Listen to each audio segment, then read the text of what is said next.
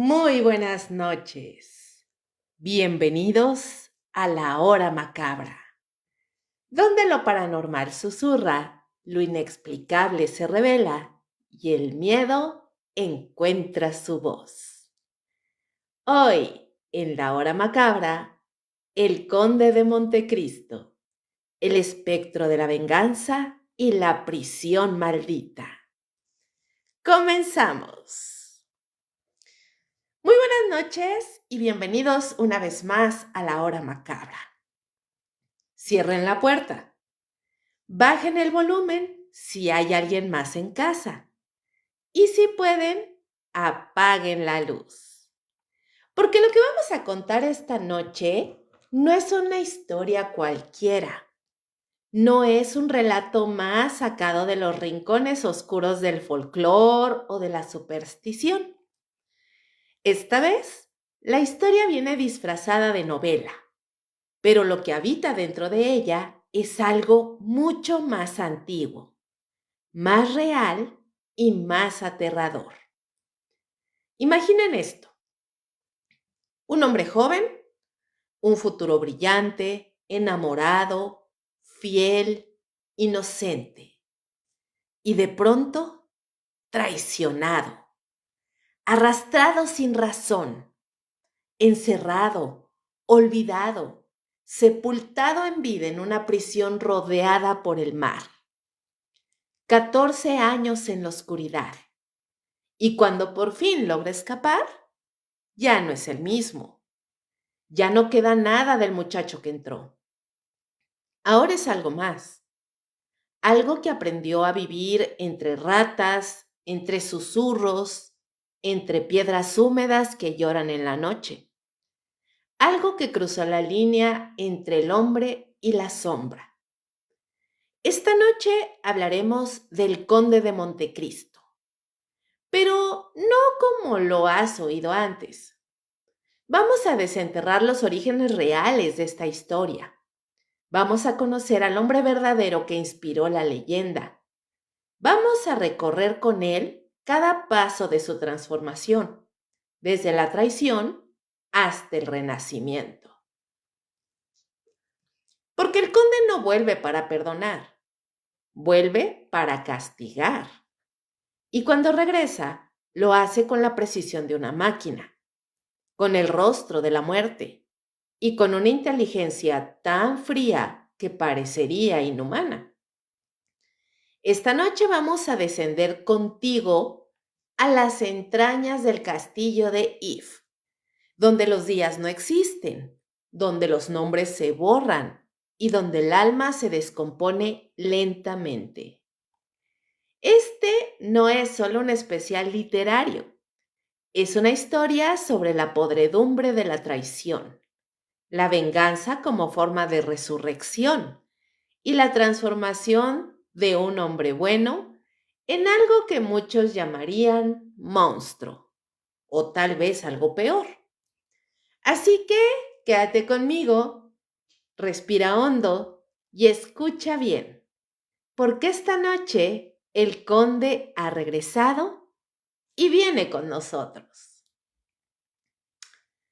La venganza es un impulso que no pide permiso, no toca la puerta, simplemente entra, se instala y si la dejas crecer, te devora desde dentro. No nace de la justicia, no nace del deber, nace de una herida, de una traición, del momento exacto en que algo en ti muere y lo único que queda vivo es el deseo de ver al otro caer. Por eso la venganza es peligrosa, porque no necesita pruebas, no necesita equilibrio, solo necesita que tú hayas sufrido lo suficiente. Y lo más perturbador es esto: todos la hemos sentido alguna vez. Algunos por cosas pequeñas, otros por razones que nos destruyen el alma. Puede que tú mismo la hayas sentido en silencio, un resentimiento que no se va, que se queda contigo en las noches en que no puedes dormir. Y aunque no lo digas, ahí está, esperando. Esta historia no es sobre un asesino ni sobre un fantasma, pero es una de las historias más oscuras que vas a escuchar. Porque trata de un hombre que fue traicionado, sepultado vivo, olvidado, y que cuando regresó no volvió como un ser humano, volvió como una fuerza, como un juicio, como el espejo más inquietante de lo que tú y yo podríamos ser si alguna vez perdiéramos todo. Hablar del Conde de Montecristo es hablar de algo más que una novela. Es hablar de una idea que no envejece, que se mantiene intacta en cada rincón del mundo donde alguien ha sido silenciado injustamente. Edmundo Dantes no era un noble, no era un hombre de poder, era un joven marinero con una vida sencilla. Un prometido, un hijo, un hombre correcto, pero ser bueno no lo salvó. Porque a veces basta con que otros te envidien para que te arranquen del mundo que conoces. Una carta falsa, un silencio cómplice, una firma malintencionada. Y de pronto la vida entera se convierte en una celda sin ventanas. Fue enviado al castillo de If, un lugar real, una prisión maldita en medio del mar frente a Marsella. Allí el tiempo no existe. Allí el olvido es el único compañero. Y allí Edmundo murió, aunque su cuerpo siguiera respirando. Durante 14 años, ese hombre vivió sin nombre, sin justicia, sin esperanza. Y en ese abismo algo más creció, algo más profundo que el odio. Una venganza que no gritaba, pero que esperaba. La venganza no necesita prisa, no necesita anunciarse, solo necesita paciencia. Y eso fue lo que aprendió entre los muros húmedos y fríos de esa cárcel de piedra. Ahí, donde el viento marino no se escucha, donde los gritos no salen, donde los barrotes están oxidados por las lágrimas de otros hombres que, como él, fueron olvidados por completo. Imagínate eso. Imagínate años en una celda que no cambia, sin relojes, sin nombres, donde la locura se convierte en rutina y el tiempo ya no significa nada. Pero lo que hace verdaderamente escalofriante esta historia es lo que ocurre cuando escapa. Porque el hombre que emerge del castillo de If ya no es Edmundo Dantes. No, él murió allá abajo. Lo que salió fue otra cosa. Salió con una nueva identidad. El Conde de Montecristo. Un nombre que no significa linaje, significa transformación. Es un título que representa lo que queda cuando el alma ha sido desollada. El conde no regresa para explicar, no regresa para ser comprendido. Regresa con un alma insoportable, con una mirada que atraviesa, y uno por uno empieza a destruir a quienes lo enterraron. Pero no lo hace como los asesinos comunes. No usa cuchillos, no dispara armas. El conde destruye a sus amigos con elegancia. La forma en la que lo hace es que los arruina desde sus propias debilidades. Les arranca todo, como ellos le arrancaron todo a él. Y en eso hay algo profundamente perturbador.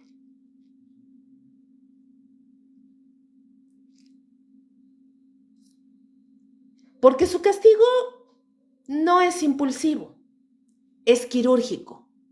Y eso lo hace más temible, porque no actúa con rabia, actúa con precisión. Cada movimiento está calculado, cada paso ha sido ensayado mentalmente por años. Y no olvida, jamás olvida. Hay una escena en la novela que no parece de este mundo. Una fiesta, un ambiente festivo, luces, música, opulencia. Y en medio de esa escena aparece él, el conde, vestido con elegancia, rodeado de admiración, pero con los ojos fijos en sus víctimas. Ellos no lo reconocen, no saben ni quién es, pero él sí lo reconoce y ya es demasiado tarde. Ahí está la esencia de esta figura. No es un ser vengativo cualquiera, es un espectro disfrazado de hombre, una presencia que se infiltra entre los vivos para traer el pasado a cobrar su deuda. Y es aquí donde la historia comienza a desprenderse del papel y se vuelve algo más. ¿Puede la venganza convertir a un hombre en otra cosa? ¿Puede vaciarlo de todo lo que lo hacía humano hasta dejar solo una voluntad mecánica de castigo? Esa es la pregunta que deja flotando la figura del conde, porque no es solo un personaje de ficción, es una advertencia, una forma oscura de eternidad. Y lo más inquietante de todo es que esta historia no nació en la imaginación. Alejandro Dumas no la inventó por completo. Hubo un hombre real, un francés llamado François Picot, traicionado por sus amigos, encarcelado por años sin juicio, y que al salir se dedicó a arruinar uno por uno a todos los que lo habían hundido. Sí, el conde tiene carne y hueso, tuvo rostro, tuvo enemigos, y su leyenda sangra en las sombras de la historia. Pero esa parte te la voy a contar en el próximo bloque, porque ahora solo quiero que pienses en esto. ¿Y si tú fueras enterrado vivo por un crimen que no cometiste? ¿Y si pasaran los años y nadie viniera a buscarte?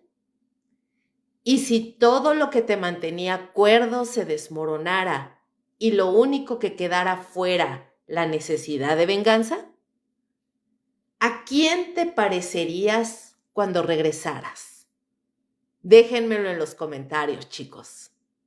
Analicen bien estas preguntas, porque sabiendo ustedes la respuesta, van a conocer y entender la historia del Conde de Montecristo. Déjame contarte algo que no muchos saben. Detrás de una de las novelas más célebres de la literatura universal, que es El Conde de Montecristo, se esconde una historia real. Una historia que no tiene nada de romántica y mucho de aterradora. Porque cuando la traición es tan profunda que destroza la vida de un hombre inocente, lo que nace de ahí no es redención, es oscuridad. Y a veces esa oscuridad vuelve al mundo con forma humana. El nombre que debes recordar es François Picot. François no era un noble ni un caballero de capa y espada. Era un simple zapatero parisino. Un hombre sencillo, trabajador, con el corazón puesto en una sola cosa: casarse con una mujer adinerada que lo amaba sinceramente. Aquella unión le prometía un ascenso social, una nueva vida. Pero ese ascenso repentino no fue bien recibido. 4 supuestos amigos suyos comenzaron a mirarlo con recelo. Uno deseaba la prometida. Otro su fortuna futura. Un tercero simplemente odiaba verlo feliz. El cuarto fue el que propuso el crimen. Conspiraron. Lo acusaron falsamente de ser un espía al servicio de Inglaterra. Era la época de Napoleón y pues una acusación así bastaba para enterrarte en vida. No hubo juicio, no hubo defensa. François fue detenido, arrastrado, silenciado. Lo enviaron al fuerte de Fenestrel, una prisión incrustada en las montañas donde los hombres no salían, morían olvidados. Imagina 7 años encerrado en una celda húmeda, oscura, sin voz, sin justicia, sin un rostro conocido. La mente humana no está hecha para tanto silencio. Te devora desde dentro. Pero François no estaba solo. En la celda vecina conoció al abate Torri, un prisionero político, anciano y bastante sabio. Él lo educó, le enseñó idiomas, filosofía, ciencia y un secreto. Un tesoro escondido en Milán, fruto de una herencia olvidada. Pero más importante aún, le enseñó a pensar como un estratega, como un jugador de ajedrez, a planear, a esperar, a transformarse. Cuando el abate murió, François heredó el secreto del tesoro, pero también heredó otra cosa: propósito. Ya no era un zapatero, era un espectro con una lista y con dinero.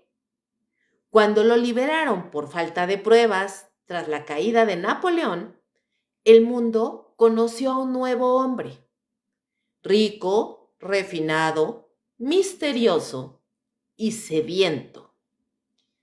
Lo que siguió no fue venganza inmediata, fue meticulosa, que se cuela por las rendijas. Esto era como una enfermedad silenciosa.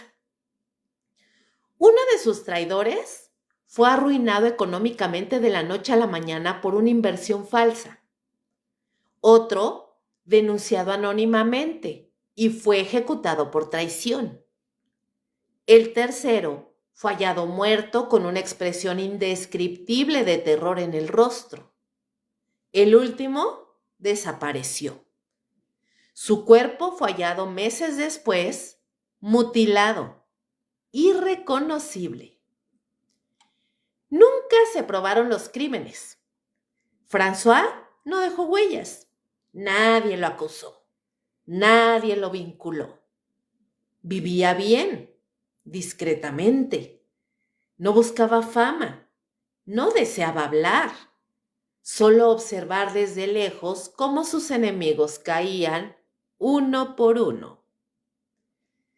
Este caso no es una leyenda urbana.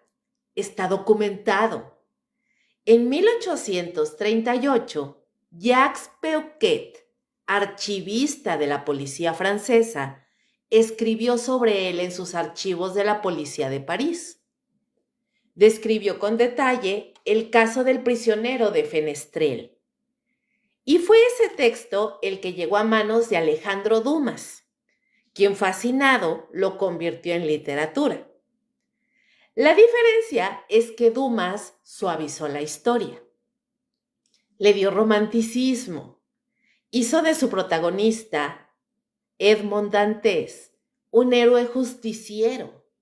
Pero la realidad era más cruda, más humana y más oscura. François no actuó por nobleza, no por valores. Lo hizo porque ya no le quedaba otra cosa. Le habían arrancado el alma. Lo que volvió al mundo era una sombra con propósito. No buscaba equilibrio ni justicia. Buscaba devolver el dolor. Piensa en eso por un momento. ¿Qué se requiere para transformar a un hombre común en un destructor? ¿Cuántos François hay en el mundo esperando su momento? Su historia es una advertencia, porque no fue la maldad lo que lo corrompió, fue la injusticia, fue el abandono, fue la traición. Eso es lo más perturbador. François no nació siendo un monstruo, lo convirtieron. Aún se conservan documentos de su existencia, archivos, cartas, registros oficiales, el manuscrito original de Peuquet, la tumba del abate Torri. La evidencia está ahí. Y sin embargo, el mundo prefirió recordar al conde refinado, al vengador elegante, e ignorar al hombre de carne y hueso que inspiró la historia. Pero ahora ustedes ya lo saben y no podrán olvidarlo. Porque hay una verdad que se esconde en todo esto. La justicia no siempre llega con toga. A veces llega con guantes de terciopelo y una sonrisa tranquila.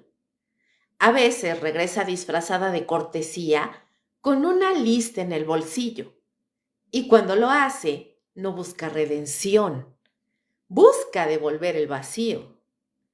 Así que la próxima vez que te hablen del Conde de Montecristo, no pienses solo en la novela. Piensa en François, en su celda helada, en los años robados, en el silencio, en los nombres susurrados en la oscuridad. Y pregúntate, si tú fueras él, ¿qué habrías hecho? ¿Qué cosa habrías hecho distinto a él? Imagina un país que acaba de salir de una tormenta sangrienta, donde la sangre no solo se derramó en los campos de batalla, sino en los pasillos oscuros del poder. Francia, después de la caída de Napoleón, no era un lugar para almas inocentes. Era un lugar donde la traición era tan común como el aire que se respiraba. Y el miedo, ese viejo huésped, se instalaba en cada rincón, en cada susurro, en cada mirada desconfiada. La restauración borbónica trajo consigo una fachada de orden y estabilidad. Pero debajo, en las sombras, se tejían las redes más siniestras. Los viejos enemigos de Napoleón, los realistas, intentaban restaurar un régimen que parecía haber quedado enterrado en la revolución. Mientras los seguidores de Bonaparte planeaban un secreto que sería una noticia impactante para todos: su regreso. En ese juego de poder y venganza, las calles y palacios se convirtieron en campos minados de conspiraciones, delaciones y represión implacable. Para los ciudadanos comunes, esa época era un infierno disfrazado de calma. No había lugar seguro, no existía la confianza, ni siquiera en quienes se llamaban amigos. La delación era la moneda corriente. Bastaba una palabra dicha al oído equivocado para que un hombre desapareciera en la noche. Las prisiones secretas estaban llenas de aquellos a quienes el Estado decía eliminar sin juicio ni explicación. Sombras atrapadas en cárceles sin luz y sin esperanza. Y es en esta atmósfera de miedo y desconfianza donde se alimentó el espíritu oscuro de la historia de Alejandro Dumas, que a final de cuentas se convertiría en novela. Porque El Conde de Montecristo no es solo la historia de un hombre que regresa para vengarse. Es un retrato crudo y despiadado de una época donde la traición no era la excepción, sino la regla, donde la justicia estaba manchada de sangre y el miedo a las sombras del poder te robaba la libertad, incluso estando en tu propia casa. Los personajes que rodean al conde, esas figuras traicioneras y temerosas, no son solo producto de la imaginación de Alejandro Dumas, son ecos de aquella Francia maldita, donde la traición podía surgir en la familia, en la amistad, en el círculo más cercano, donde el miedo a ser acusado de traición hacía que cualquiera estuviera dispuesto a apuñalar al otro para salvar su pellejo. La restauración borbónica fue en esencia un tiempo de sombras permanentes.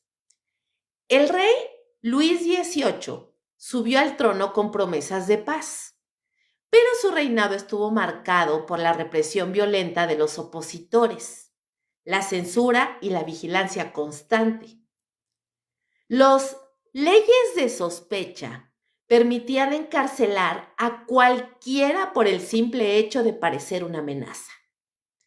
No importaban las pruebas, solo la sospecha bastaba para convertir a un hombre en prisionero, olvidado en cárceles inhóspitas. Además, la red de informantes se extendía como una telaraña invisible por toda Francia. Vecinos, conocidos, incluso familiares podían entregar tu nombre a las autoridades con la esperanza de evitar su propia caída. La paranoia creció al punto en que no se podía confiar ni en el reflejo del espejo. Este clima de terror creó el caldo de cultivo perfecto para que alguien como François Picot, el hombre y el nombre real detrás del conde de Montecristo, se transformara en un símbolo de la venganza y el castigo. Su historia no es solo la de una persona, sino la de una sociedad entera que vivía al filo de la navaja, entre la justicia y el miedo constante. Cuando François fue encarcelado injustamente, no solo fue víctima de una traición personal, sino también de un sistema podrido que usaba la prisión como herramienta de control político y social. El fuerte de Fenestrel, donde pasó años aislado, es solo uno de los muchos lugares siniestros donde el Estado mantenía a sus enemigos en la oscuridad. Estos sitios eran más que cárceles, eran tumbas vivientes donde la esperanza moría lentamente. En ese contexto, la idea de justicia formal era un chiste cruel. La ley era un arma para aplastar a los débiles y proteger a los poderosos. La corrupción impregnaba todo, y la única justicia posible para un hombre como François era la que él mismo podía tomar. Así nació la idea de un hombre que no solo buscaba justicia, sino que impone su propia venganza como un juicio terrible e implacable. Pero la venganza en esa época era mucho más que una reacción personal. Era un acto político, un grito en medio de la oscuridad que denunciaba la podredumbre del sistema. El conde de Montecristo, en su esencia, es la encarnación de ese grito, de ese deseo oscuro de equilibrar cuentas en un mundo donde la ley no existía para todos. La Francia de la Restauración no permitía errores. Cualquier movimiento en falso, cualquier palabra maldicha, podía llevarte a un destino fatal. Los traidores reales o imaginarios eran eliminados sin miramientos. En este ambiente, la línea entre víctima y verdugo se volvía difusa, porque para sobrevivir muchos debían traicionar antes de ser traicionados. Y esta es la dualidad. Esta ambigüedad moral es lo que hace que la historia del conde sea tan perturbadora. No es solo una historia de héroes y villanos, es una historia de hombres destruidos por la época que les tocó vivir, por las circunstancias que lo empujaron a la desesperación y al odio. La restauración no solo restauró a los Borbones, sino que trajo consigo una época maldita. Una época donde la libertad era una palabra vacía, donde la justicia estaba secuestrada y donde la traición era un acto cotidiano, casi inevitable. Este es el verdadero trasfondo oscuro de la novela, el que la mayoría olvida o nunca llega a entender. Porque en esas páginas no solo hay aventuras y misterios, hay ecos de un tiempo sangriento y cruel, donde el poder se ejercía con mano de hierro y la esperanza era un lujo que pocos podían permitirse.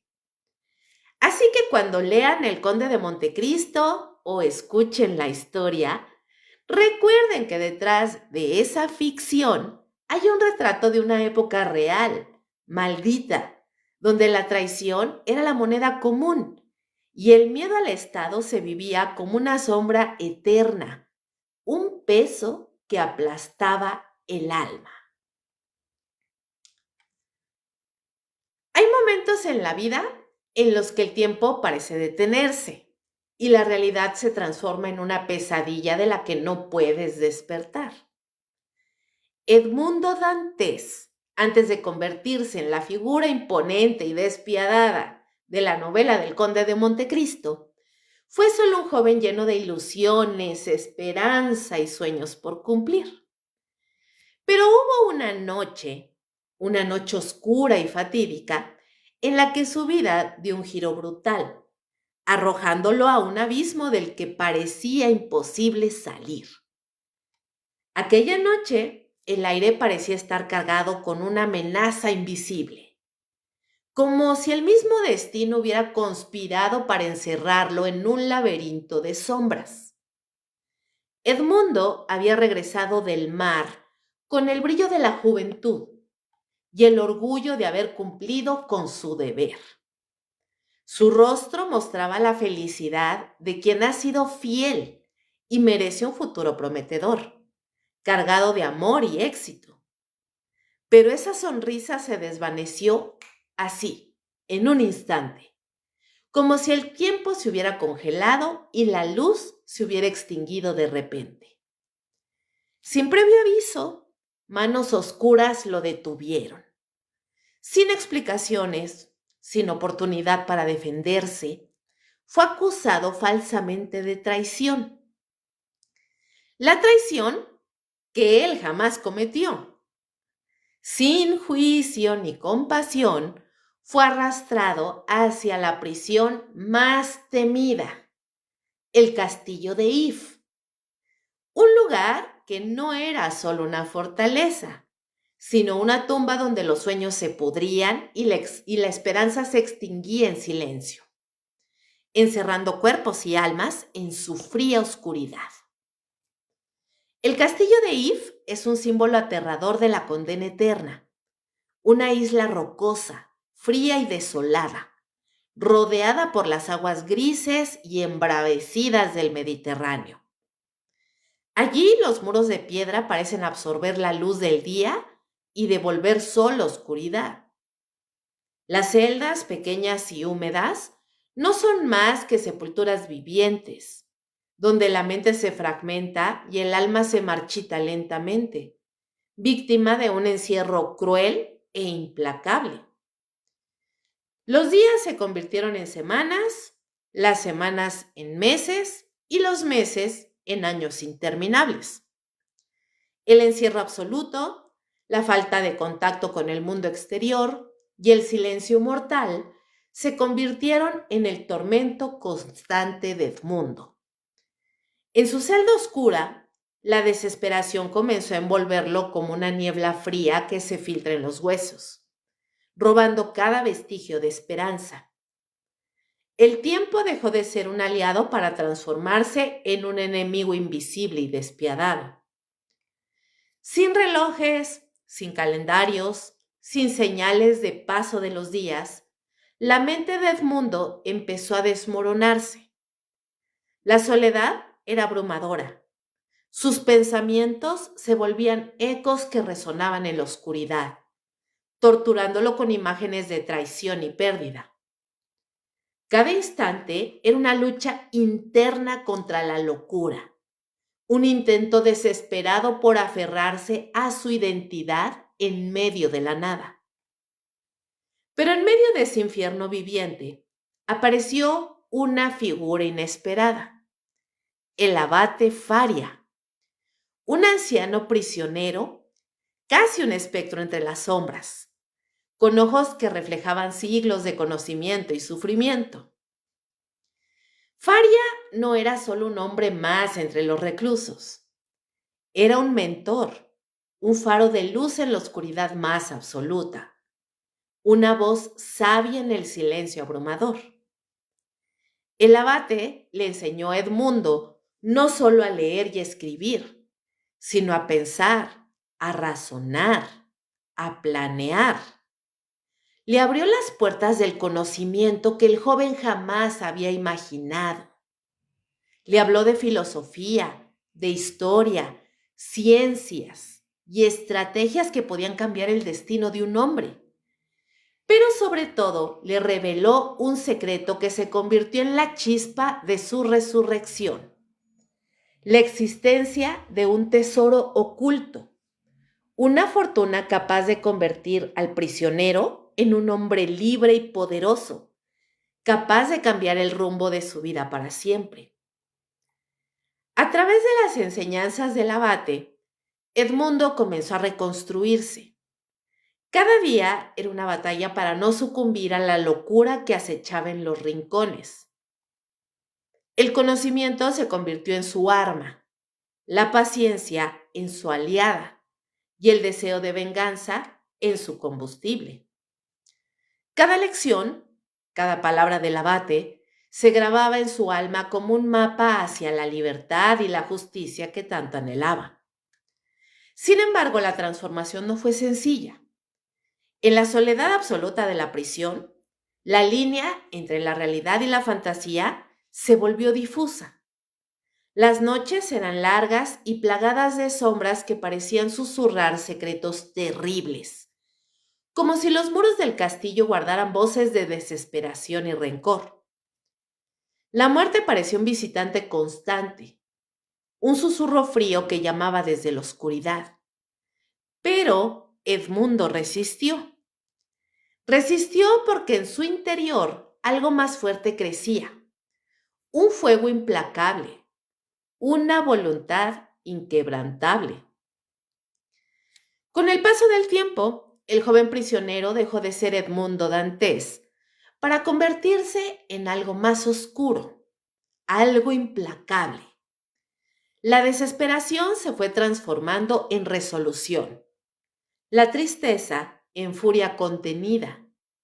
En su corazón comenzó a germinar la semilla de la venganza, un fuego que consumía cada partícula de su ser. No era ya el hombre que había entrado al castillo, sino alguien forjado en el fuego del sufrimiento y la traición. El castillo de Yves fue testigo silencioso de esta metamorfosis, un lugar que encierra no solo cuerpos, sino almas, donde la esperanza parece morir, pero también donde puede renacer la voluntad de un hombre para cambiar su destino. La prisión se convirtió en un laboratorio para su mente, un santuario donde tejía los hilos de su futuro como conde de Montecristo, una telaraña de planes meticulosos y oscuros. Y todo esto ocurrió mientras afuera el mundo seguía girando, ajeno a la tragedia que se desarrollaba en aquella celda. Los que lo traicionaron continuaban sus vidas, ignorantes del monstruo que estaban alimentando con su odio y su codicia, ignorantes del hombre que un día regresaría para ajustar cuentas, para cobrar con intereses cada acto de traición. En la soledad de su encierro, Edmundo aprendió que la venganza no es un acto simple.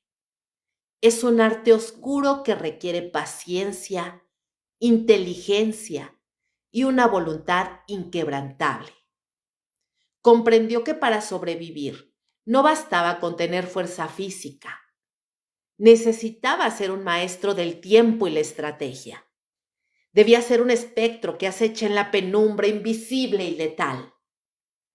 El abate Faria fue su mentor, su único amigo y al mismo tiempo la sombra que lo guió hacia la luz de un futuro que solo él podía imaginar. Su muerte fue otro golpe brutal, pero también un paso necesario en su transformación.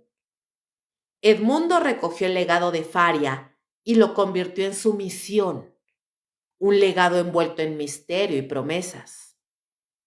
Así, el joven inocente que entró al castillo de If se desvaneció para dar paso a un hombre endurecido por el dolor, refinado por la sabiduría y consumido por la venganza. Su historia no es solo la de un prisionero, sino la de un alma que descendió a los infiernos para renacer como un espectro implacable, un ser que no conoce la piedad. Este es el comienzo del Conde de Montecristo, un hombre que nació del sufrimiento, que creció en la oscuridad y que volvió al mundo con un solo propósito: ajustar cuentas con aquellos que le arrebataron todo. La noche en la que Edmundo Dantes logró escapar del castillo de If fue mucho más que un simple acto de huida. Fue una verdadera resurrección, un renacimiento oscuro y aterrador. En ese instante, el hombre que había sido aprisionado, torturado por la traición y consumido por la desesperación, dejó de existir. Su cuerpo salió de aquel infierno de piedra, pero su alma ya había cambiado para siempre. Edmundo Dantes murió en esa celda y con su muerte nació el Conde de Montecristo, un espectro de la venganza con un destino marcado por las sombras. El escape fue tan inesperado como increíble. No fue solo una cuestión de fuerza o suerte, sino el resultado de un ritual de renacimiento que implicó dolor, coraje y voluntad que desafiaba la muerte misma. Gracias a las enseñanzas y la amistad del abate Faria, Edmundo descubrió un pasaje secreto, un túnel olvidado que era la última esperanza para su libertad. La huida fue una lucha contra la oscuridad, el miedo y el destino. Un combate silencioso con la muerte que lo perseguía a cada paso.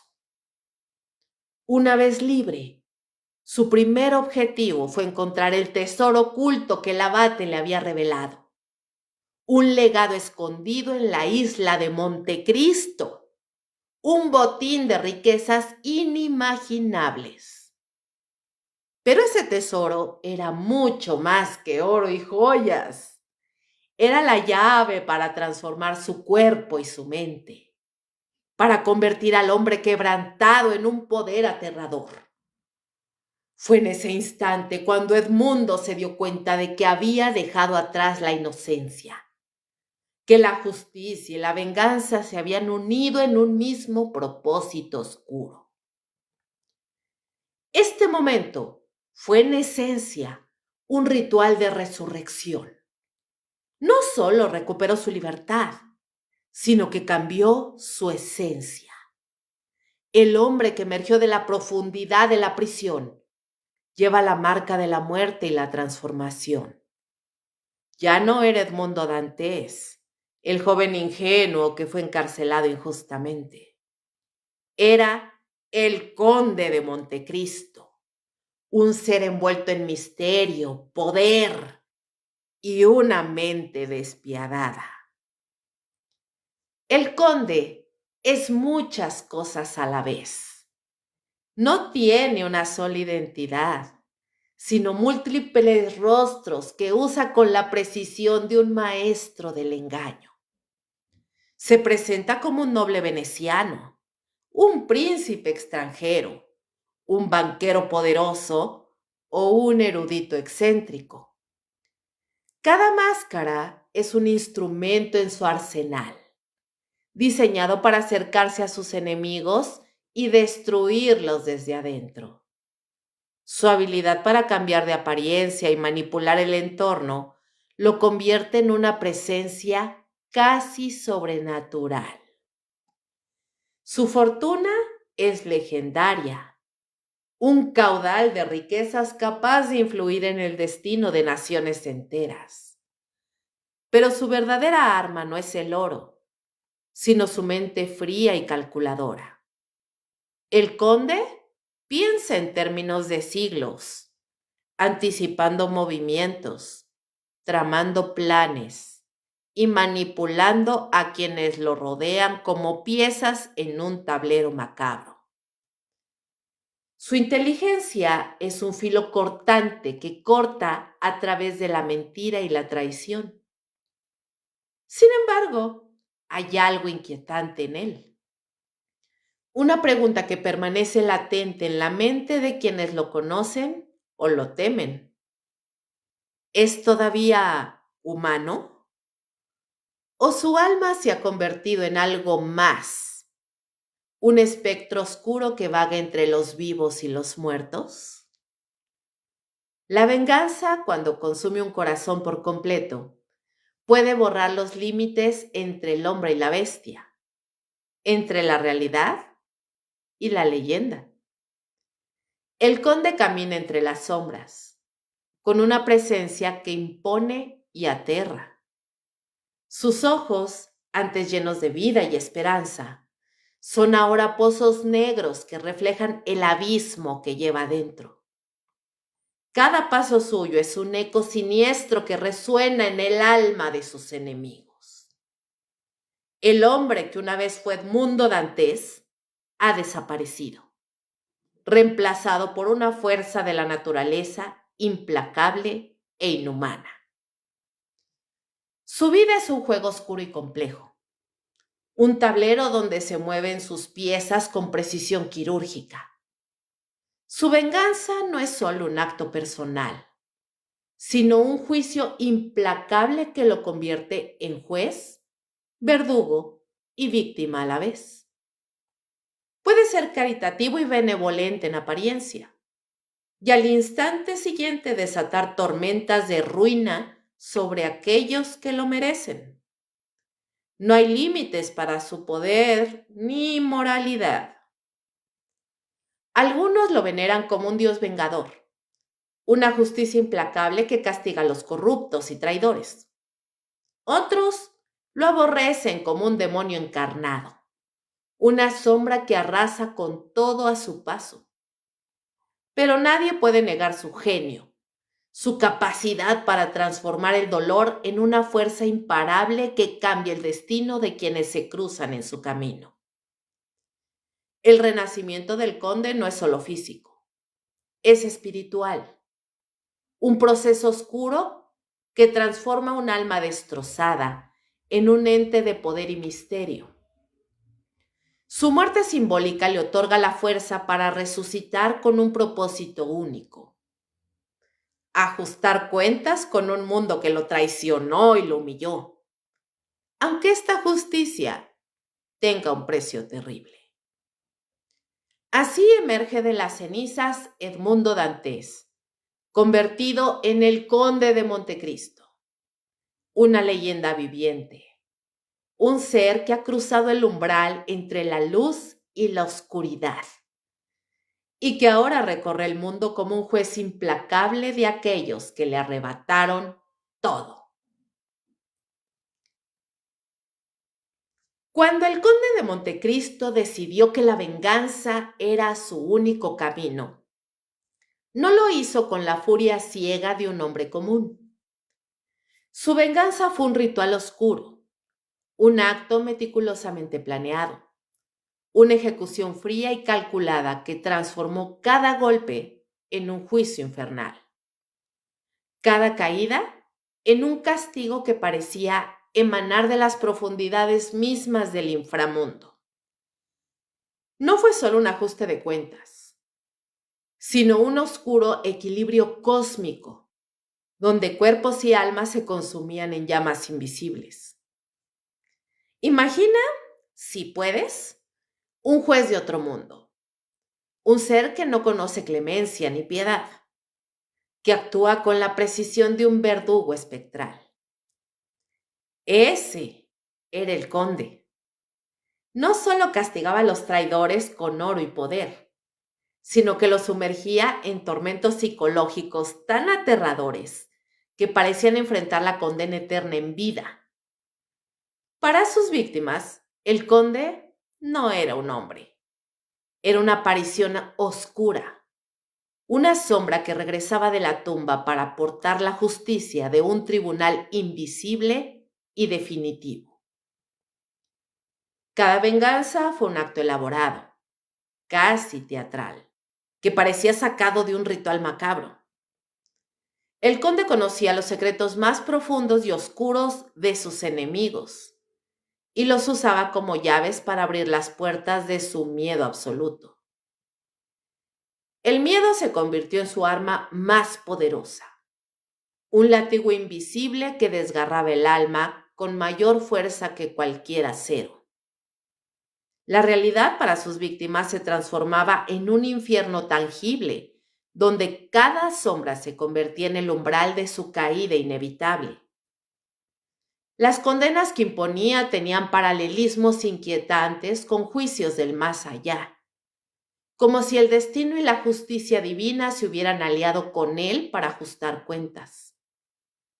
Cada traidor enfrentaba un castigo que parecía diseñado por fuerzas oscuras y ancestrales, una retribución proporcional a sus crímenes y traiciones.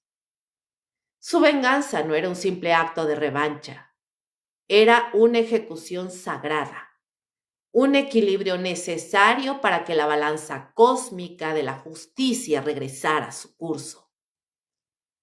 Sus víctimas no eran meros hombres o mujeres, sino símbolos vivientes de la traición, la codicia y la corrupción que corrompían el mundo.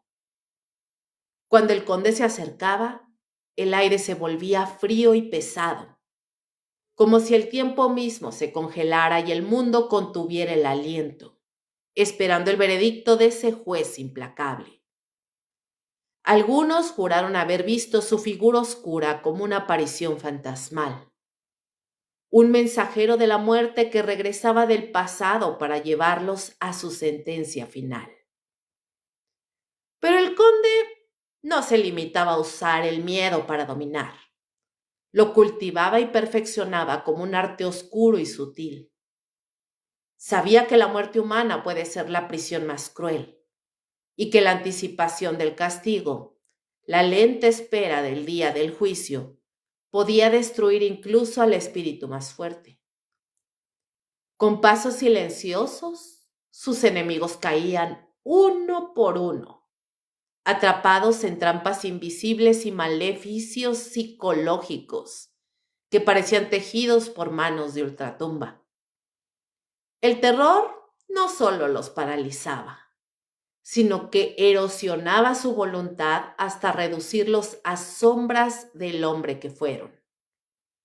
La justicia que impartía el conde no era la de los tribunales humanos ni la de ninguna ley escrita por mortales. Era una justicia infernal, la justicia de un más allá que ningún juez terrenal podría ofrecer. En ese sentido, el conde se convirtió en juez, verdugo y espectro, la encarnación misma de una venganza que trascendía la vida y la muerte. Cada sentencia era irrevocable, cada castigo un eco perpetuo de las traiciones sufridas, una marca indeleble en el alma de sus víctimas. La atmósfera que rodeaba sus actos era oscura, opresiva, como si las propias sombras conspiraran para protegerlo y asistirlo en su misión. Sus enemigos sentían la presencia de algo más allá de lo tangible, una fuerza invisible que los arrastraba irremediablemente. El conde no era solo un hombre, era una fuerza de la naturaleza, un viento helado que arrasaba sin misericordia todo a su paso. A medida que la venganza se consumaba, la leyenda del conde crecía y se alimentaba del miedo. Se convirtió en un mito aterrador que sus víctimas susurraban con terror en las noches silenciosas. Hablaban de un ser que venía a juzgarlos, un espectro que acechaba sus sueños y desentrañaba sus secretos más oscuros con una paciencia inhumana. Su nombre se pronunciaba con miedo, como un conjuro que invocaba la justicia eterna e implacable. Pero en el fondo de esta historia de castigo y terror, queda una pregunta que hiela la sangre. ¿Hasta dónde puede llegar la venganza sin destruir al que la busca? El conde, en su papel de juez infernal, comenzó a caminar una línea cada vez más peligrosa, donde la justicia se confundía con la obsesión y el castigo con la condena eterna. ¿Era él todavía humano?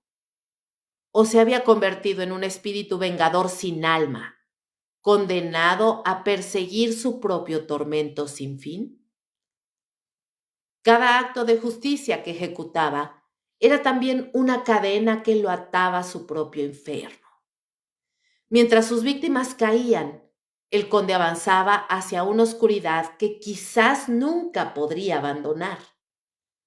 En esa danza macabra entre la víctima y el verdugo, la línea entre justicia y condena se desvanecía, dejando solo sombras, susurros y un eco aterrador de desesperanza. Así se consumó el castigo del conde de Montecristo, una venganza que no solo ajustó cuentas, sino que sembró terror, duda y desolación en cada rincón donde su sombra se posó. Un castigo que resonó como un juicio del más allá, implacable, inevitable. Un oscuro recordatorio de que la justicia verdadera puede ser también la más terrible de las condenas.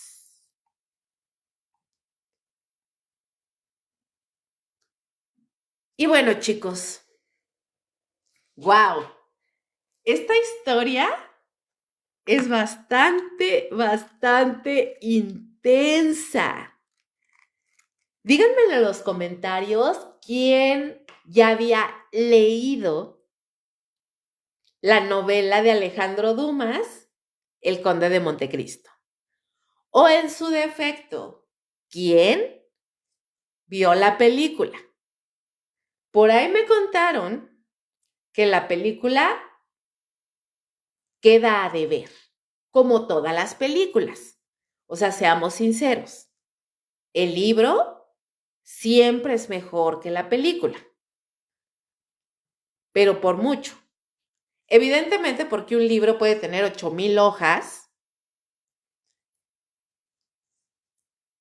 y pues la película la tienen que adaptar a 1 hora, 2 horas, 3 horas. Obviamente no puedes contar la historia fiel. No es lo mismo leer el libro que ponerte a ver una película. Pero ¿quién ya la conocía? Cuéntenme porque de verdad esta historia del Conde de Montecristo, ya lo escucharon, es una historia intensa que está basada en una historia completamente real. Y vámonos un poquito a los comentarios. A ver, Cristian dice, yo no. Ok, Cris, tú no la habías leído y tampoco has visto la película, supongo. Javi, gracias por las 150 estrellitas. Chicos, les recuerdo que hay estrellitas disponibles, ¿eh? Dice, mi historia favorita desde la secundaria. Creo que muchas de las personas a las que nos mandaron leer este libro en la secu o en la prepa, nos gustó mucho. O sea, pues es esa temática que a la mayoría le llama la atención. El misterio, lo oscuro, esta imagen tan infernal, espectral del conde de Montecristo, después de haber sido un hombre humilde, sincero, de corazón noble. Obviamente tiene todos los ingredientes perfectos para hacer de esta novela un hit.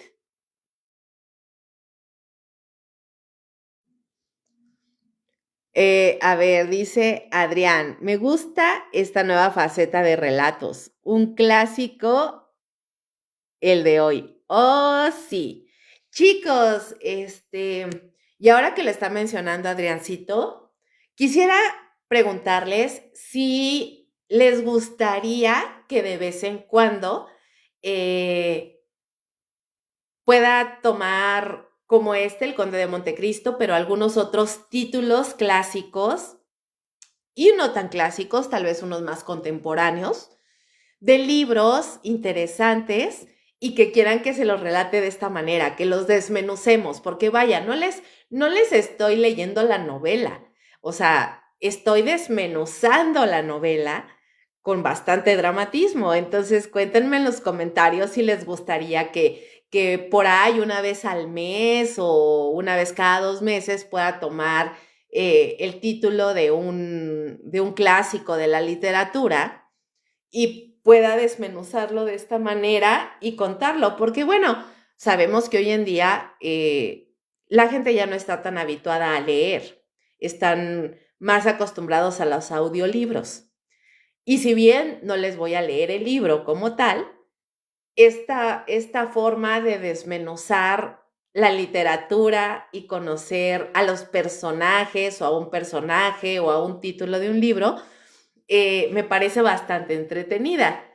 Al final es como si les estuviera relatando el libro a mi manera. Entonces cuéntenme en los comentarios si les gustaría que hiciéramos eso de vez en cuando. Aarón, muy buenas noches, bienvenido. Cristian dice, me gustaría escuchar relatos góticos, vampiros. ¿Qué crees, Cris? Ya hice un programa de vampiros. De hecho, si te metes a YouTube, a mi canal de YouTube, ahí está el capítulo de vampiros para que lo escuches. Isaac, muy buenas noches, bienvenido. ¿Quién más? Irra, muy buenas noches. Ricardo, buenas noches. Horacio, muy buenas noches. Ciudadano, qué milagro. Muy bien, chicos. Dice, ¿por qué no haces algún podcast con video? Porque no tiene sentido, Cris, porque este proyecto inició como una emisión de radio, como si fuera un radio clásico, una radionovela, por ejemplo. Entonces, siento que al hacer un video, pierde la esencia totalmente. Pierde totalmente la esencia que desde el inicio he querido manejarles.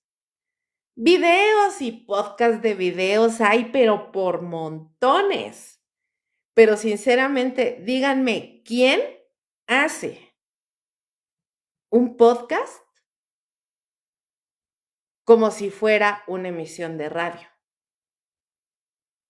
Se les vendrán a la mente tal vez 1 o 2 youtubers que lo hacen.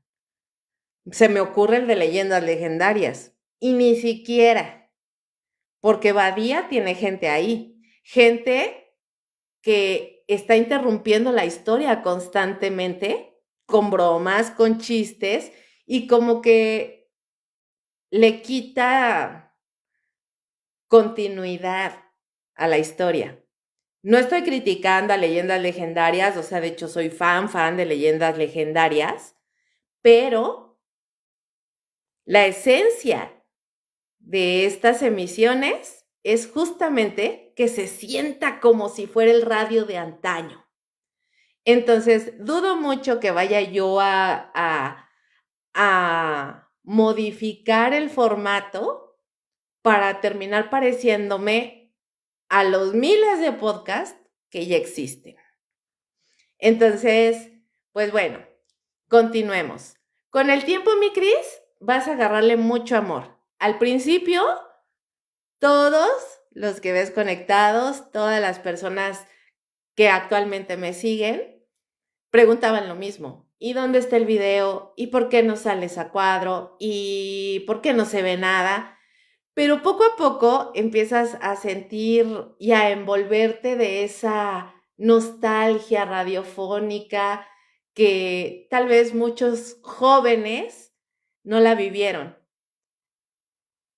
Y muchos de los que están aquí, que sí les tocó el rollo del radio y todo eso, de escuchar radio, sí lo vivieron y lo extrañaban. Entonces, date la oportunidad de amar este formato y vas a ver que con el tiempo no vas a necesitar ver absolutamente nada. Solo mantener tus oídos abiertos, ejercitar tu mente para ponerle rostro al personaje y crear tú el escenario. De verdad es un ejercicio bien, bien bonito poder tú con tu imaginación ponerle detalles a la historia que yo te cuento, ¿vale? Y bueno, chicos, ¿qué les parece si continuamos? Ahorita les voy a contar un poquito sobre el castillo de If, esa prisión real, esa prisión maldita. En lo profundo del mar Mediterráneo, frente a las costas de Marsella, se alza una fortaleza que parece desafiar el tiempo y la razón. Ahí está el castillo de If. Este lugar, oscuro y silencioso, no es solo una prisión, es una tumba para las esperanzas, un refugio para los condenados y, según muchos, un pozo de almas atrapadas en un limbo eterno. No estamos hablando de leyendas inventadas, sino de una historia documentada con registros oficiales, testimonios y relatos que revelan la verdadera naturaleza maldita de este sitio. Este castillo fue construido en el siglo XVI, bajo el reinado de Francisco I. El castillo de If fue concebido como una fortaleza defensiva para proteger a Marsella de invasores, pero pronto su función cambió. Se transformó en una prisión temida, un lugar donde los más desafortunados, los enemigos del Estado y aquellos que incomodaban al poder eran arrojados sin esperanza de rescate ni clemencia. Su reputación como un lugar de tortura y muerte se consolidó rápidamente, dejando tras de sí un rastro de sufrimiento y desesperación. Los registros hablan de prisioneros que nunca volvieron a ver la luz del sol, cuyos gritos quedaron atrapados entre las gruesas paredes de piedra. Algunos, como el joven Edmundo Dantes, fueron encarcelados injustamente, condenados por traiciones que jamás cometieron. Pero no fue solo el castigo físico lo que marcó el castillo, sino el tormento psicológico que los condenados sufrieron en su aislamiento. El abandono total, la oscuridad perpetua, la humedad que calaba hasta los huesos y el silencio opresivo que parecía absorber cualquier vestigio de vida.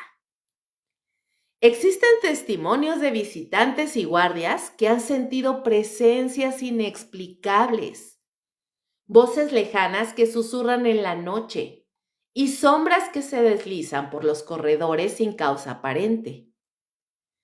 Algunos han descrito sensaciones de frío intenso, de ser observados por ojos invisibles y de una angustia indescriptible que se apodera del alma. No es casualidad que el castillo de If haya sido considerado un lugar maldito, Un sitio donde el velo entre el mundo de los vivos y el de los muertos parece desgarrarse. Caminar por sus pasillos es sumergirse en una atmósfera densa, donde la piedra húmeda exhala un olor a moho y decadencia. El sonido de los pasos retumba en las celdas vacías y el eco se pierde en un silencio sepulcral que pesa sobre el corazón. La luz apenas penetra en este laberinto de tinieblas y cada rincón parece esconder un secreto, una historia de dolor y traición. Las paredes, testigos mudos de tantas tragedias, parecen palpitar con la memoria de las almas que ahí perecieron. La humedad se infiltra en la piel y en la mente, como un manto frío que paraliza.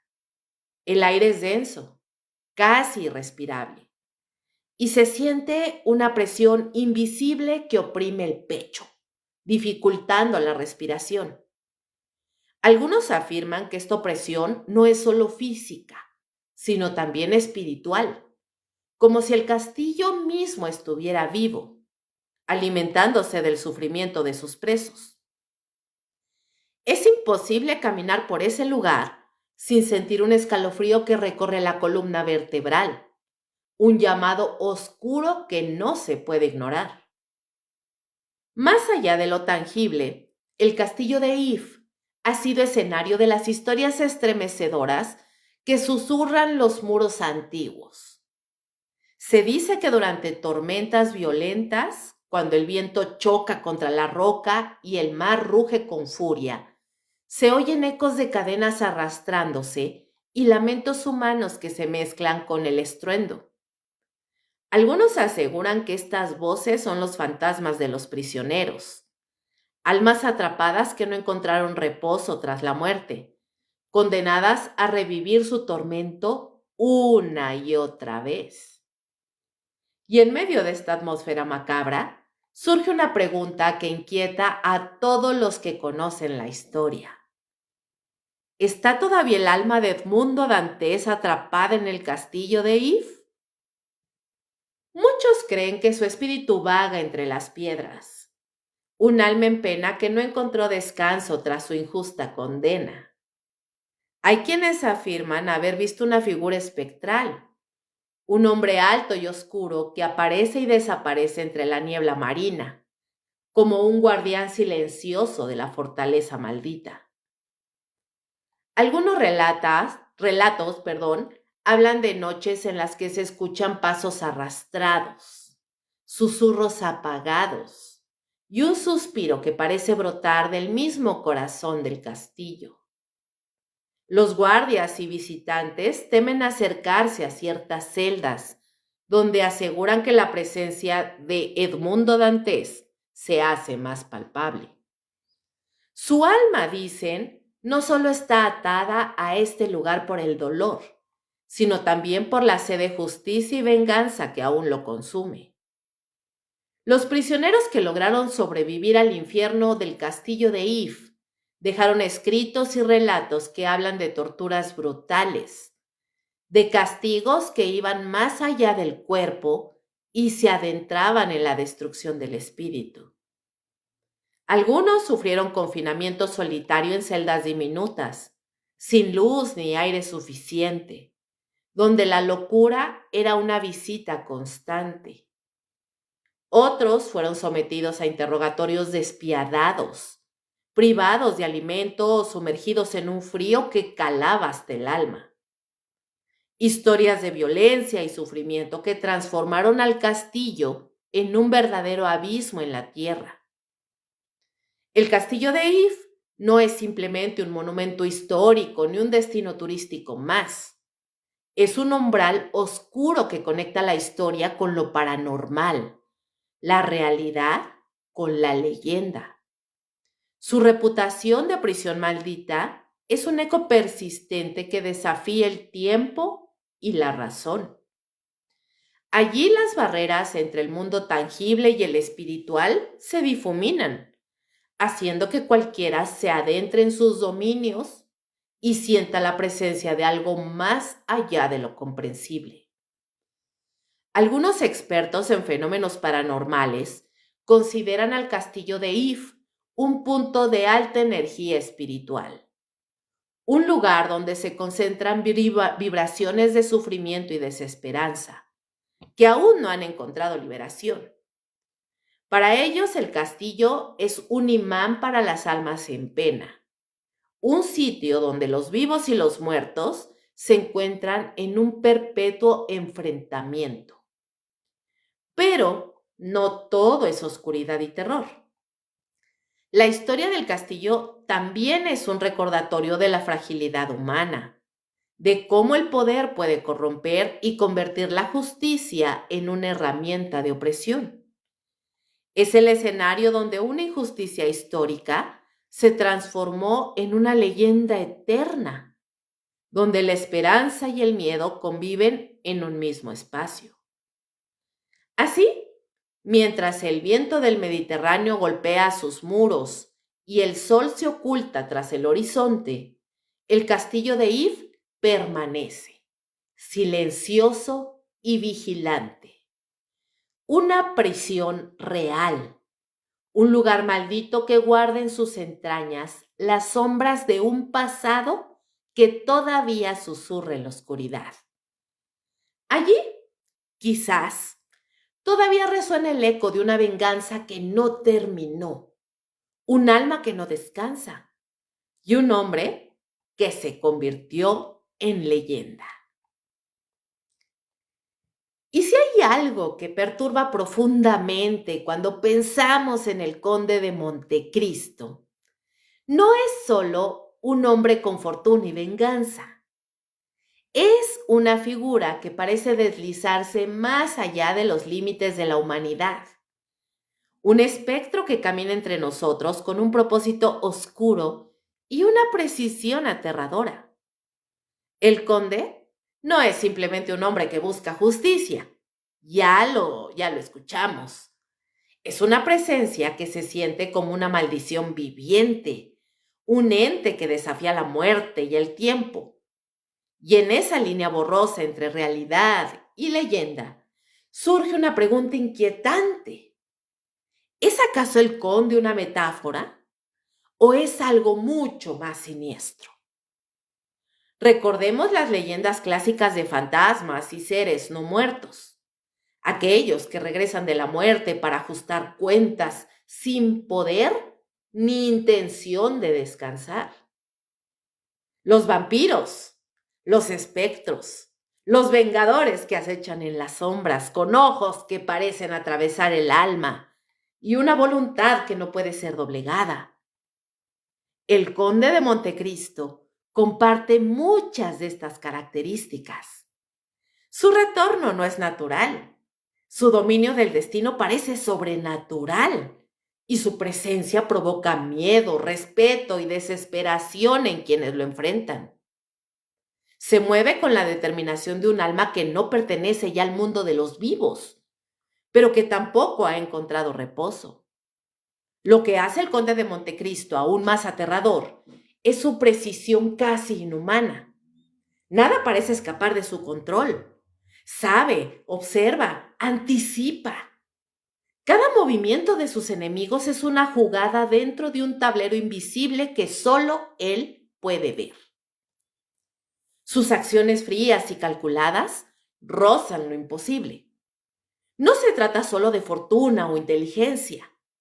Hay en él un conocimiento profundo, casi sobrenatural, como si hubiera absorbido secretos prohibidos que ningún hombre debería poseer.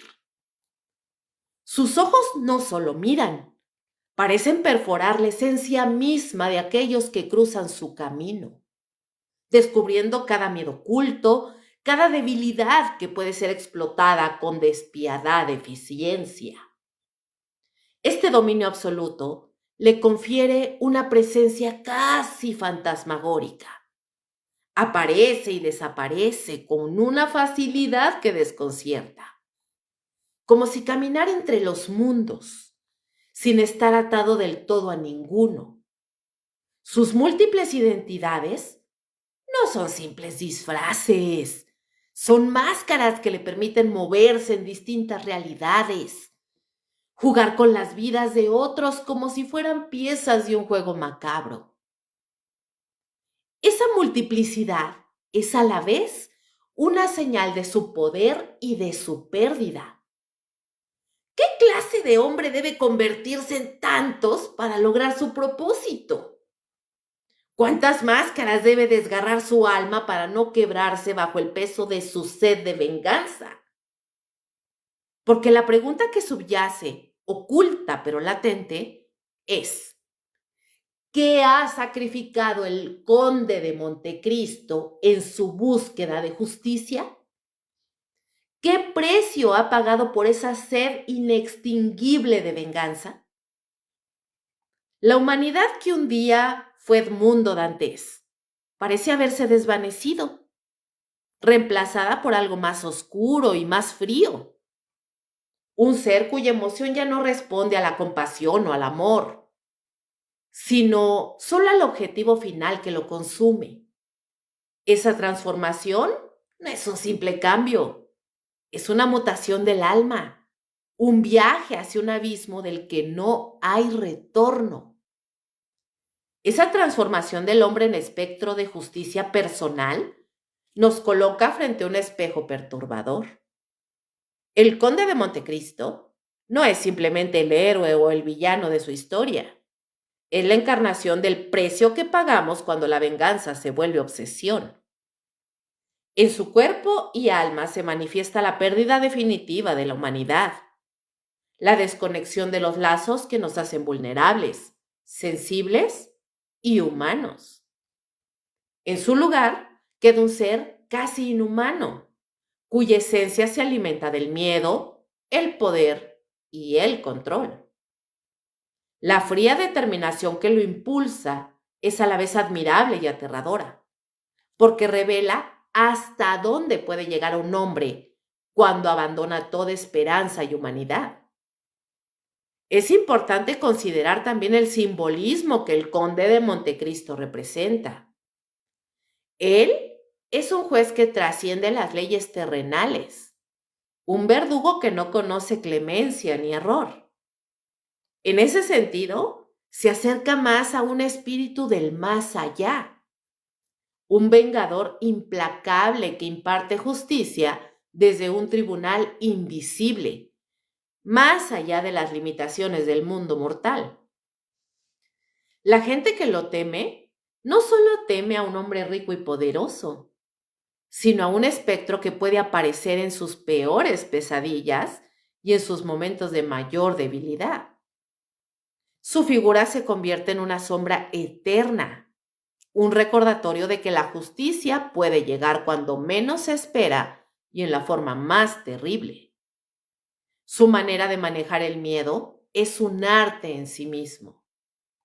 El conde sabe que la mente humana puede ser un arma más potente que cualquier espada, y juega con las inseguridades, los secretos y las sombras que acechan a sus víctimas. Como un verdadero ser sobrenatural, no solo castiga el cuerpo, sino que corroe la voluntad, quebranta la mente y siembra la desesperanza. Sus enemigos se enfrentan no solo a su fortuna, sino a un abismo psicológico del que muchos jamás regresan. Su justicia es implacable, no conoce descanso ni piedad, y el terror que siembra se convierte en un arma tan mortal como cualquier daga. En ocasiones, parece que el conde camina con un paso más allá de lo humano, como si en verdad fuera un revenant, o conocidos como espíritus errantes condenados a vagar entre el mundo de los vivos y los muertos hasta que su justicia esté cumplida. Esa idea nos lleva a pensar que quizás Edmundo Dantes murió la noche en que fue encarcelado y que lo que conocemos como el conde de Montecristo es una entidad surgida de la desesperación, el odio y la sed de venganza, que ha tomado su lugar en el mundo de los mortales. Es como si su alma hubiese cruzado un umbral, dejando atrás la fragilidad humana para convertirse en una fuerza imparable y muy aterradora. Esta figura oscura no solo lleva una carga personal, sino que encarna la lucha eterna entre la justicia y la condena.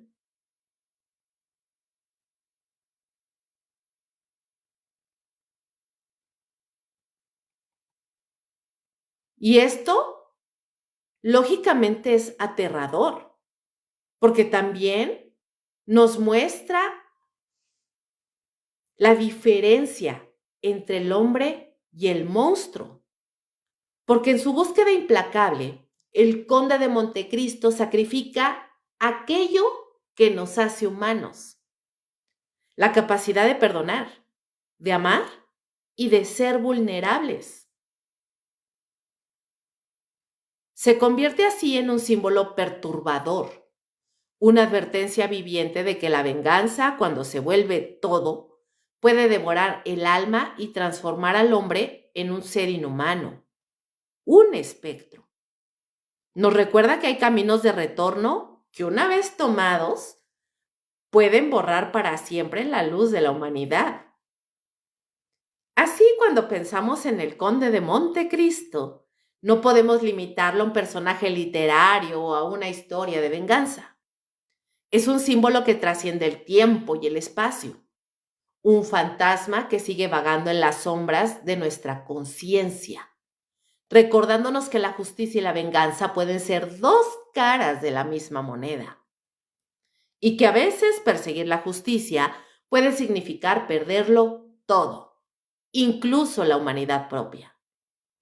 Pero no es solo su sombra lo que pesa, sino el eco de sus actos que resuenan en cada rincón oscuro del alma humana. Aquellos que han sentido la marca del conde no solo enfrentan un hombre, sino una sombra que se infiltra en sus pesadillas, en sus dudas, en sus más profundos temores. El conde es, al final, la personificación de la justicia que no perdona, del juez implacable que se mueve entre las grietas del destino, tomando las vidas de aquellos que se atrevieron a destruir la suya. ¿Es el conde un hombre o un espectro? ¿Un símbolo o una maldición? La respuesta permanece oculta, envuelta en la penumbra que él mismo crea a su alrededor. Pero lo que queda claro es que en algún lugar, entre la leyenda y la realidad, el conde de Montecristo sigue acechando, silencioso e inmortal, una sombra que ningún traidor puede escapar. Ahora, hay historias que nunca mueren. Se retuercen en la oscuridad del tiempo, se esconden en grietas del recuerdo para reaparecer con un brillo siniestro cuando menos las esperas. Y la leyenda del conde de Montecristo es una de esas sombras persistentes, un eco que no termina de apagarse. No es un simple relato de venganza y fortuna. Como ya lo comentamos, es una figura oscura que ha alimentado el imaginario colectivo durante siglos, colándose como un susurro inquietante en el cine, en los mitos y en esas teorías oscuras que se murmuran en los rincones olvidados de Europa.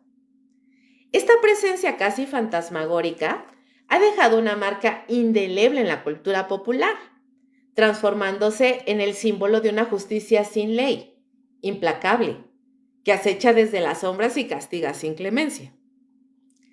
Desde los albores del séptimo arte, el conde se convirtió en protagonista ideal para la pantalla grande. No era un héroe convencional ni tampoco un villano predecible. Era un espectro que se deslizaba entre luz y oscuridad. Un hombre que había cruzado las fronteras del bien y del mal y regresaba para ajustar cuentas. Las adaptaciones cinematográficas, con sus luces y sus sombras, pues no han hecho más que avivar esa aura siniestra que rodea a su figura, resaltando ese lado inquietante de la venganza, que más que un acto de justicia, parece una maldición que consume el alma.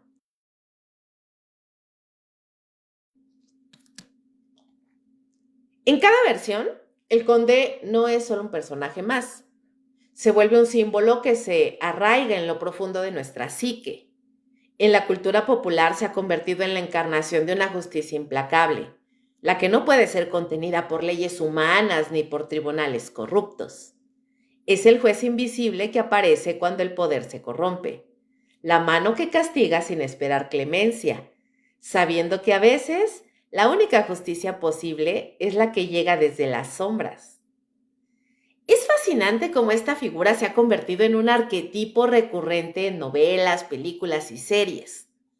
Aparece disfrazado de noble caballero, de hombre misterioso y calculador con secretos profundos.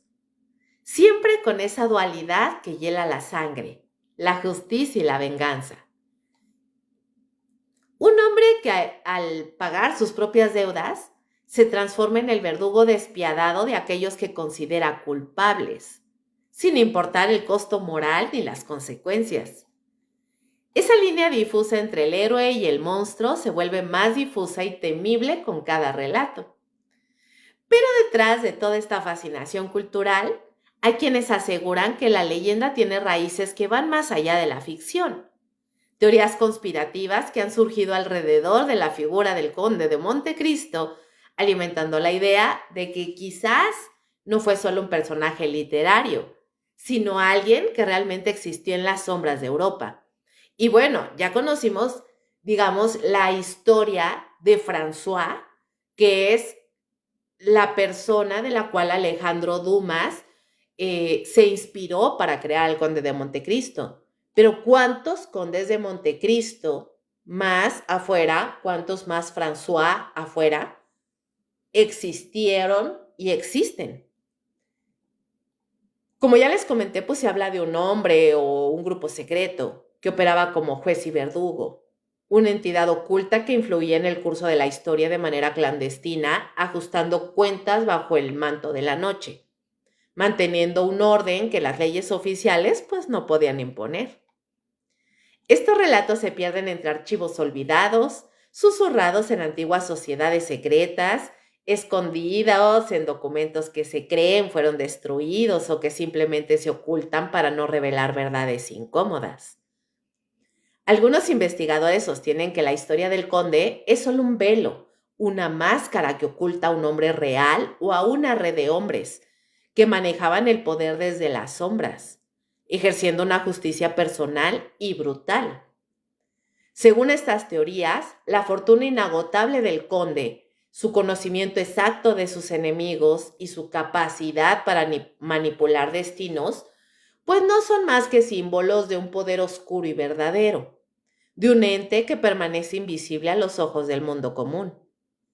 No es casualidad que estas historias estén ligadas a Europa, un continente donde los secretos se guardan tras muros de castillos, en criptas polvorientas y en corredores que solo los ecos conocen. Lugares donde la historia oficial a menudo se mezcla con mitos y donde cuando cae la noche el viento parece susurrar verdades olvidadas entre las piedras antiguas. En este escenario, el conde de Montecristo pues se vuelve un emblema, un rostro al que se le atribuye la justicia oculta, la venganza silenciosa y la retribución que escapa a la vigilancia del mundo. En la cultura popular, la presencia del conde se siente en el eco de personajes que parecen inspirarse en su esencia, figuras sombrías que operan fuera de la ley, justicieros solitarios que se mueven en la penumbra con un código propio que no admite excepciones, sombras que surgen para poner orden cuando la corrupción y la traición han tomado el poder, personajes que aterrorizan a quienes se creen intocables. Este arquetipo, moldeado por la imagen del conde de Montecristo, es la representación perfecta de alguien que desafía el destino y paga un precio terrible por eso. Un hombre que ha renunciado a su humanidad para convertirse en juez y parte. Lo verdaderamente inquietante es cómo esta leyenda parece estar viva, en constante evolución, como si el conde nunca hubiera desaparecido realmente. En ciertos círculos se cuentan historias sobre apariciones coincidencias oscuras y hechos inexplicables que llevan la marca de esa justicia oscura. Relatos sobre personas que desaparecen sin dejar rastro después de meterse con el poder. Rumores sobre encuentros con un hombre que aparece en momentos cruciales para ajustar cuentas y luego se desvanece en la noche. Y todo eso alimenta la creencia de que la leyenda del conde no es solo ficción, que su sombra se extiende mucho más allá de las páginas de un libro antiguo, infiltrándose en nuestra realidad. Además, no podemos ignorar la profunda influencia del conde en los mitos modernos, en la manera en que la cultura se ha apropiado de su figura para contar historias que exploran la justicia y la venganza desde una perspectiva oscura y ambigua. En estos relatos, el conde no es un héroe convencional. Es un ser que transita la delgada línea entre la redención y la condena y que nos obliga a enfrentar una pregunta tan incómoda como necesaria. ¿Qué estamos dispuestos a sacrificar en nombre de la justicia cuando el sistema falla? Esta sombra persiste porque proyecta al conde en nuestra cultura. Es un recordatorio brutal de que la justicia no siempre es blanca o negra, que la venganza, cuando se convierte en el motor de nuestras más terribles pensamientos, se puede volver en contra de nosotros. Esa justicia oscura, temible, aterrorizante.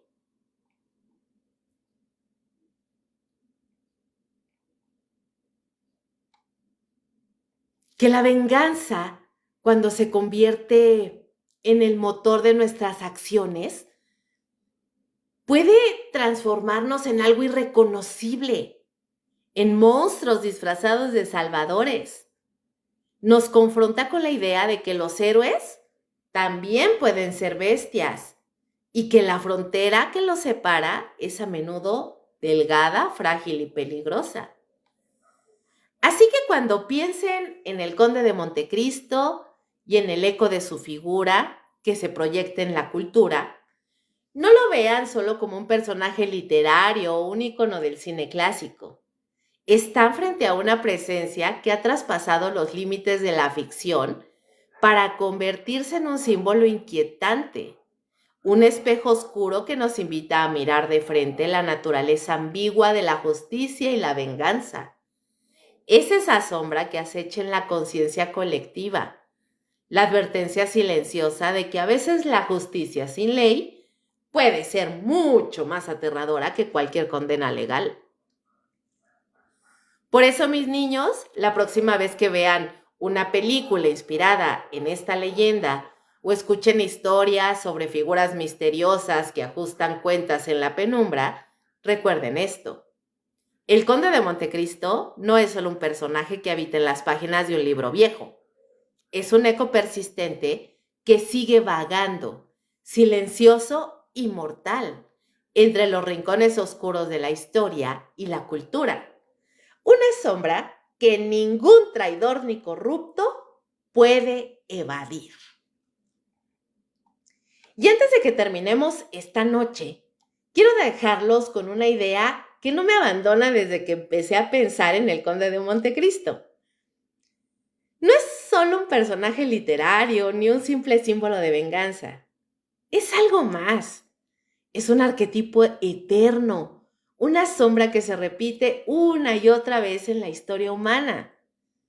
¿Cuántos Edmundos Dantes hay hoy en día? ¿Cuántos hombres y mujeres cargan en silencio con el peso de la traición, la injusticia y la sed de venganza que consume el alma? Piénsenlo bien. El conde es más que un hombre.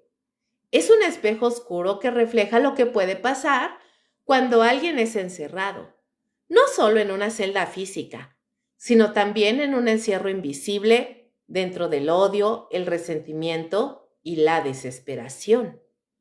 Ese encierro que no se ve, pero que aprieta y estrangula poco a poco hasta devorar la humanidad de quien lo sufre. Y aquí es donde la historia se vuelve realmente aterradora, porque el encierro no es solo un lugar ni un castigo impuesto por otros. El verdadero infierno es ese espacio interior donde el alma se siente sepultada viva, donde cada día es una batalla contra la locura, contra la rabia que carcome, contra el dolor que parece no tener fin. ¿Qué queda de una persona cuando el odio se convierte en su único compañero? Cuando la luz del perdón y la esperanza se apagan. El conde de Montecristo es el resultado de ese abismo.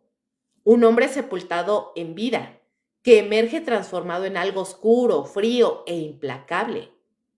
Su historia es un recordatorio cruel de que la venganza puede ser el precio que pagamos por no soltar el veneno que nos envenena el alma.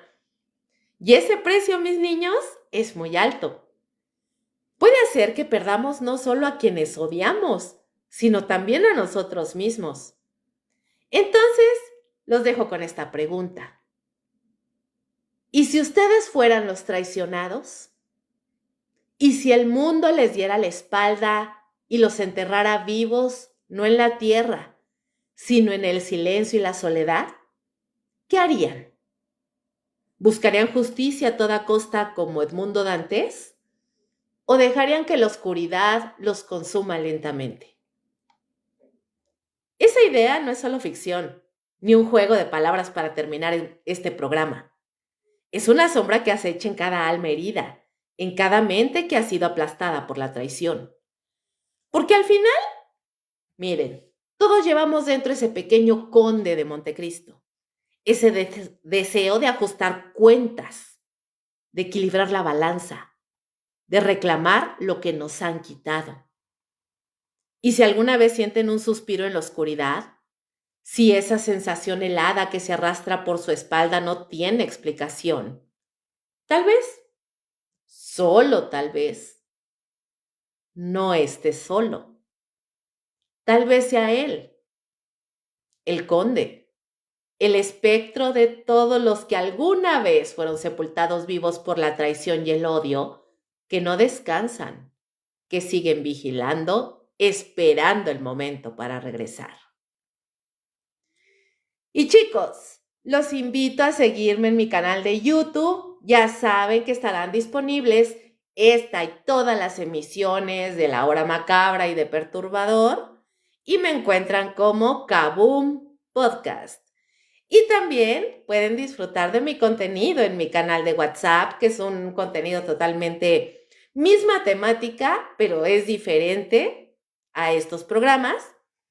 Me pueden seguir en mi canal de WhatsApp si quieren escuchar leyendas, cuentos cortos, datos curiosos, datos históricos, fotografías perturbadoras. Ahí me pueden encontrar como Kaboom. Ya saben que en todas mis redes sociales están los códigos QR para que quien no está unido a la comunidad misteriosa, perturbadora y macabrona, pues se unan y disfruten del contenido diferente que tengo. Y por último, antes de irme, chicos, no permitan que esa oscuridad crezca dentro de ustedes, porque el abismo es profundo y una vez que te hundes, es difícil volver. Recuerden que en esta historia, como en tantas otras, la línea entre el héroe y el monstruo es delgada y frágil. Hasta la próxima emisión de La Hora Macabra, donde cada noche las sombras tienen algo que contar y nosotros estamos para escucharlas. Hasta entonces, chiquillos, buenas noches, o lo que queda de ella, y como siempre les deseo, dulces pesadillas. ¡Chao, chao!